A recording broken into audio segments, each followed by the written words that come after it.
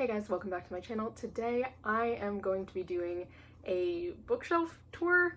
I don't really know how well it's gonna go. I have one bookshelf in my current house that is put together, but I really just wanted to do this video as kind of a farewell because I'm going back to college at the end of this week and these bookshelves will probably never look the same. It's kind of funny, I actually reorganized the shelf in the beginning of July, right as I was kind of starting booktube, and now I'm going to pull a bunch of books off of these shelves and haul them with me to a completely different state and a completely different apartment and a completely different bookshelf. Yes, I know you guys are probably familiar with this setup, but we're going to talk about that in a second. I'm just going to go ahead and get into it. We're going to see how this goes. Okay. I don't know what I'm doing.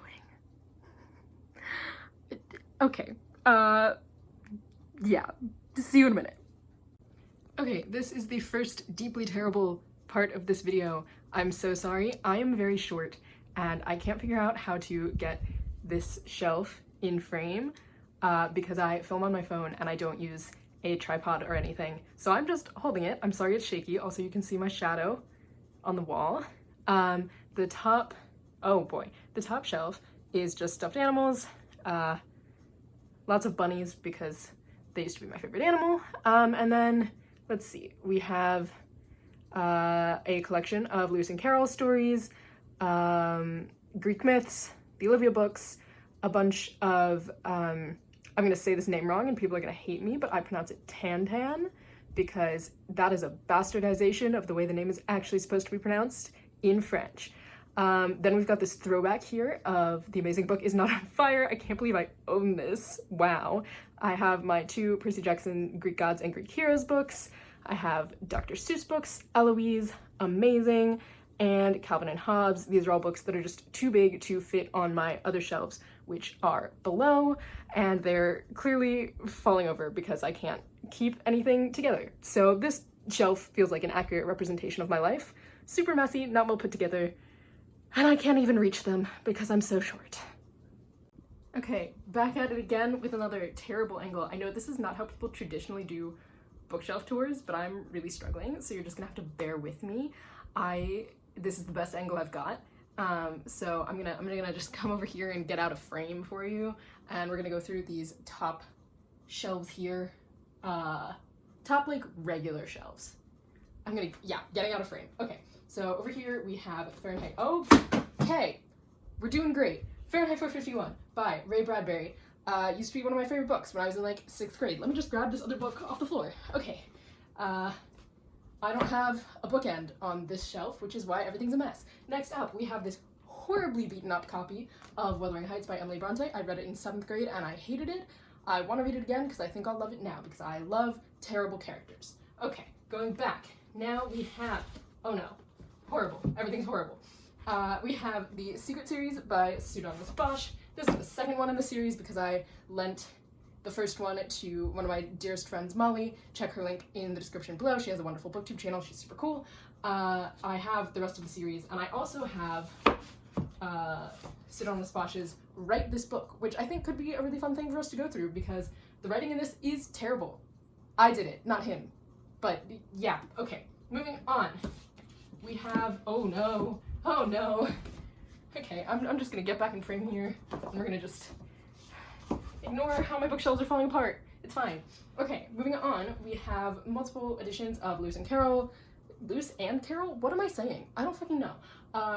Lewis Carroll's Alice in Wonderland. I'm not gonna pull out all of them, just gonna pull out this one, which is a beautiful, beautiful rare edition that my friend got for me from the Strand as a birthday present, and I cried. So that's pretty cool, and I love it, and I treasure it deeply. Okay, sliding it back. Okay. Next up we have the, I don't even know what this series is called. It's Allie Carter, I think is her name. It's the like spy series. Yes, Allie Carter. I'm doing so good. I Tell You I Love You, but then I'd have to kill you. I fucking loved these books as a kid. I have reread them a lot. I also have the High Society by her. That's there. You can't really see it on camera, but that's fine. I'm working with what I have. I think this might be a series, but I never finished it, which is actually a tragedy because I love heist stories. On top of them, I have this edition of Peter and Wendy, which has beautiful illustrations that my mom just brought back for me from Florida, and I just put it on top because I'm gonna bring it with me to school and I don't have any room on these shelves. Okay, I'm gonna just duck under here and point at these things from above, I guess. I'm so sorry for this video. I have the second book in the Ruby Redford series by Lauren Child. I wish I had the first one, but I don't, so that's super cool. I also have the complete Sherlock Holmes. It is a super, super old copy, so the spine is completely ruined. Okay, I think I'm gonna come over this way now and talk about the rest of these books. So, I have Oliver Twist, which I don't even remember if I've read the whole thing. I have a couple of books by Edward Eager. Does anybody remember these books from childhood? They were super cool. I should read them again. They were kind of fun. I have, oh my god, I can't get it back in. How to Be a Heroine by Samantha Ellis. This was gifted to me by a friend. I haven't actually read it. I have The Bible Unearthed by Israel Finkelstein and Neil Asher Silberman, which I read for a course this past spring. I have The Great Gatsby, which I thought I didn't own, so I read it as an ebook, but apparently I do own it, so now that's there. I have Keep Tomorrow by Phase Again, which I also read for a class, and then I have this complete collection of John Green books, minus Turtles All the Way Down, which is somewhere in my house.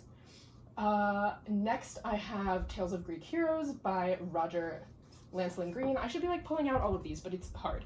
This is a cool book that I have never read, but I really like Greek myths, so it's staying. Next up I have, this is horrible that I have this. I just have volume 4 of the Collected Adventures of Tintin. I'm so sorry. I know Americans say this Tintin, and then people who are Belgian or French, Erge is Belgian, so that's the original, say it like Tanta. Not that. Don't quote me on that. That was a terrible pronunciation. Yeah, I have volume 4. So it's Red Rackham's Treasure, The Seven Crystal Balls, and Prisoner of the Sun. I wish I had the full collection of these. Maybe someday someone will give those to me, but this is what we're working with for now. And then I have a couple of translations of The Odyssey right here. The graphic novel biography of Anne Frank that I don't actually think I've read, but I'm pretty sure I got it when I visited the Anne Frank house. And then the last book on this bookshelf is The Phantom Tollbooth, which I love. What a classic. Incredible. Amazing. We love it. Okay, moving on to the next shelf. I'm just gonna hop on over here. This is a very professional booktube video.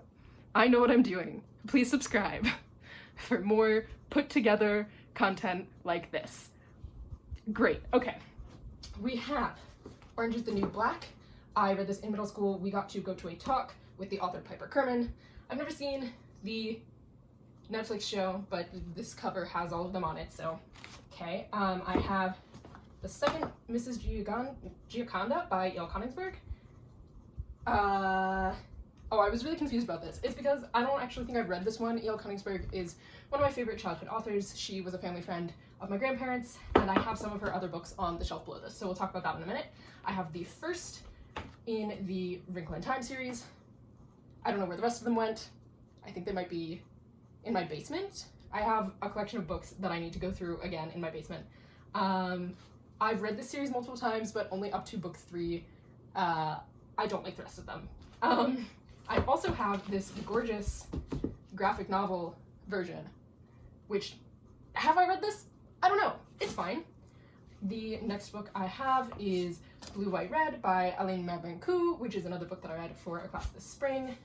Then I have Wicked. Nothing to say there. I have The Candy Makers by Wendy Mass. I have others of her books, but they're all downstairs. I just pulled this one out because I wanted to read it this summer and then I never did. So, cool. We have Life of Pi by Jan Martel, which I didn't like. I don't know why it's here, it's fine. I have Point Your Face at This by Dimitri Martin. No other commentary. I'm gonna hate editing this because I know I'm just peeking in and out, so, you know, it is what it is. Next up, we have the Cinder series by Marissa Meyer. I loved them. Fairy tale retellings, haven't touched them since, just because I'm a little afraid to revisit them, but I deeply, deeply loved them when I read them. Next up, we have, oh my god, the first book in Miss Peregrine's Home for Peculiar Children series. I haven't read the rest of them. That has a used bookstore tag on it. Whoops. I liked the first one just fine, and I haven't picked up the rest of them. So, okay. And as I come back over here, we're just gonna block out some of the books on this shelf. They don't exist. I don't own them. No, they're not here. Pretend you didn't see them. Okay, going on to the rest of the shelf, I have Haruna and the Sea of Stories by Salman Rushdie, which I loved reading as a child. Then I have The 101 Dalmatians by Dodie Smith. If you haven't read it, why? It's so good. The Disney movie is fantastic. The novel is fantastic. Cruella de Vil is one of my favorite villains of all time because she's just purely evil. She has no tragic backstory. She just really wants a coat made of puppies. Next up, I have Mechanique, which is by Genevieve Valentine. I picked this up because I really like steampunk things, and it was at my local indie bookstore, and I wanted to support them, and it was fine. The next, oh my gosh, the next book on my shelf is Never Any End to Paris by Enrique Villamatas, which is fine. I read that again for a class last spring. Okay, so another peril of filming on your phone is that sometimes random people call you in the middle of filming a video and the video stops and you don't notice for a while. So we're gonna finish this section of the video as quickly as possible. I was so close to finishing the shelf. Like really, you could have just like 2 more seconds. So yeah, I was talking about The Watch That Ends the Night. There it is. Great, cool. Putting it back. Oh my god. Am I gonna regret this entire video? Yes, absolutely. Next up, I have The Book Thief by Marcus Zuzak, which I had to read for school, and it was with a teacher that I hated, so I didn't like it. Don't hate me. Sorry. Okay. Me trying to stay out of frame for this has just gone horribly. So here I am to tell you about my little mini play collection that is just so strange. Why does this exist? You know, I'll come fully back into frame for this. I own more plays than this, but most of them are Shakespeare, so I stored them somewhere else, I think, so I can take them to school. But I have An Enemy of the People, which I had to read sophomore year of high school.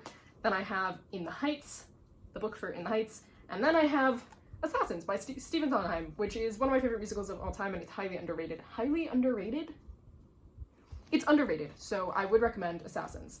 But this just feels like the weirdest collection of plays I could possibly have. Okay, we're done with this shelf, so I'll see you on the next shelf.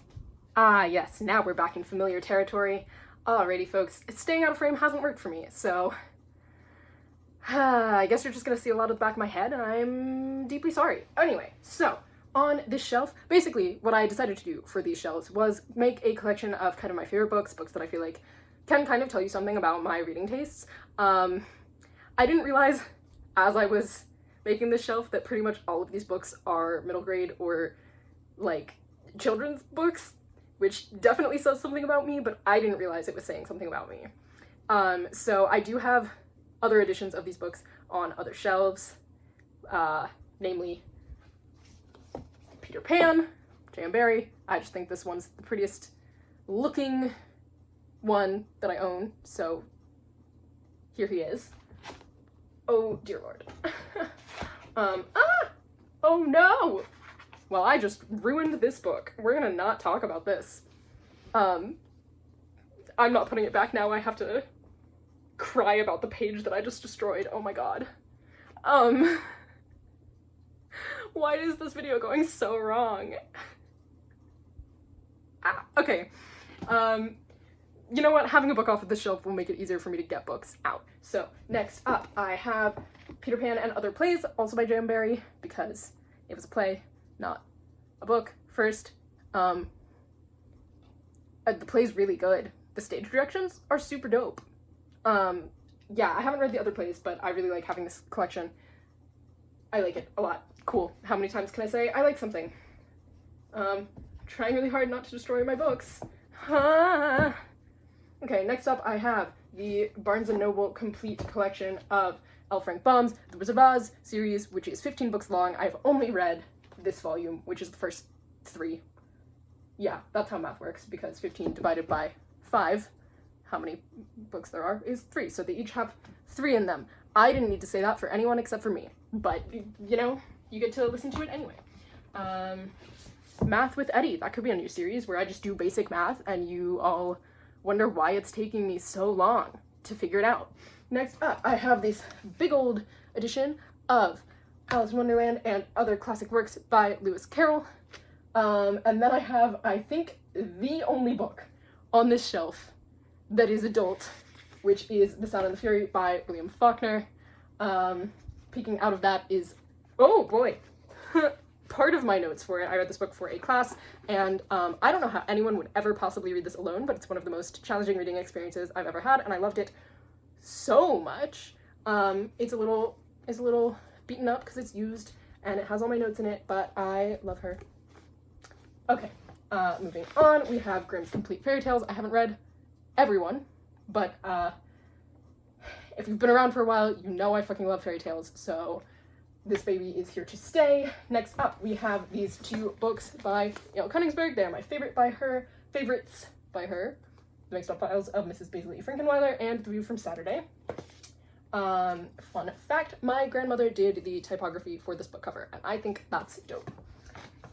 Next up, we have, I'm so smooth, we have my collection of the Percy Jackson series and the Heroes of Olympus. If you have watched any of my videos, you've probably watched me complain about the fact that the Percy Jackson series is 4 paperbacks and a hardback, and the Heroes of Olympus is 4 hardcovers and a paperback.